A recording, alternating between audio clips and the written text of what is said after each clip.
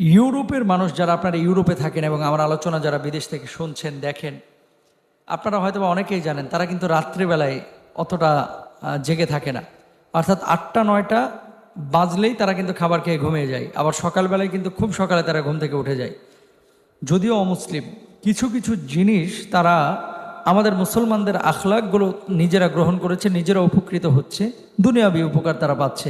কিন্তু মুসলমানরা এই জিনিসগুলো তাদের পূর্বের পুরুষ, তাদের আকাবির, তাদের নবী আম্বিয়া আলাইহিমুসসালাম যেগুলো করে গেছেন এগুলো মুসলমানরা আমরা গ্রহণ করছি না, বিধায় আর্থিক উন্নয়ন আমরা লাভ করতে পারি না এবং আমরা কাজের ক্ষেত্রে অনেকেই কিন্তু ক্ষতিগ্রস্ত হই।